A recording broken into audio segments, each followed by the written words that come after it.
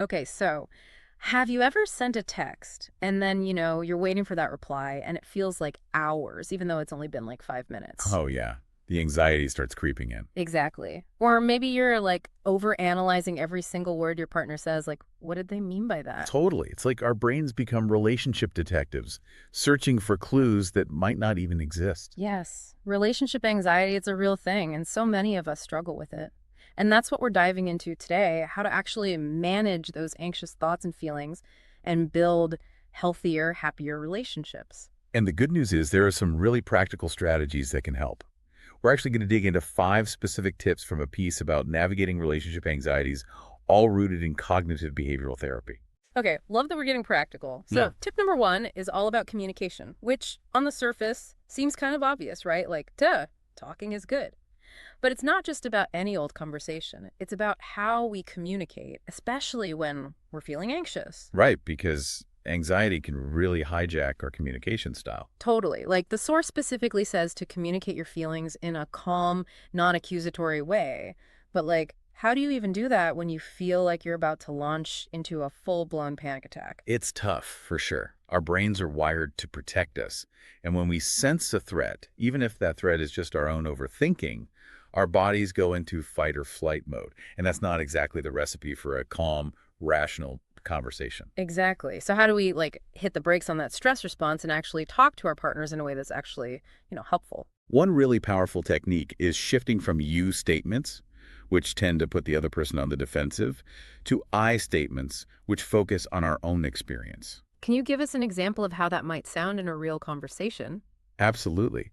So instead of saying you're always late, which feels like an accusation, you could say, I feel anxious when I don't know when to expect you.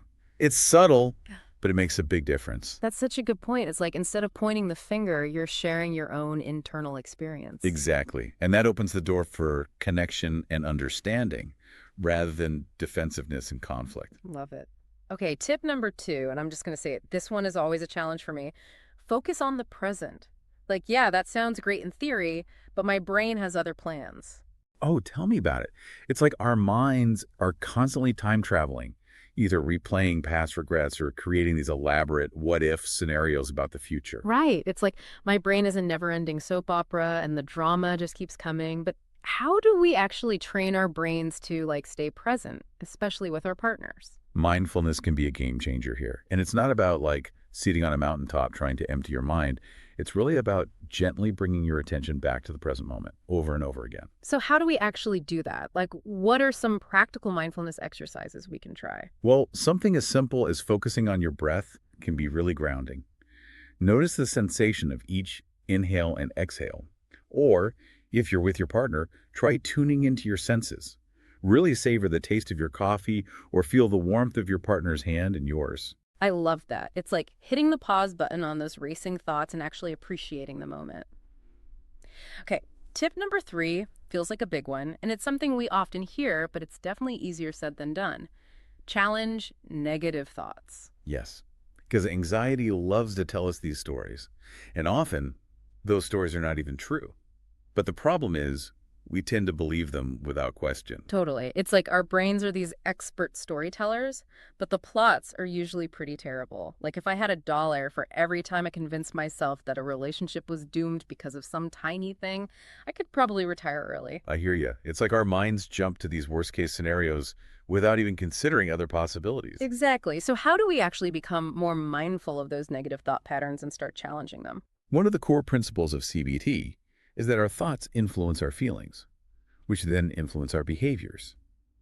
So if we can learn to identify and challenge those negative thoughts, we can actually change the way we feel and act. Makes sense. It's like breaking the cycle of negativity. So like what's a real life example of how someone might challenge a negative thought in a relationship? Let's say your partner seems distant one evening.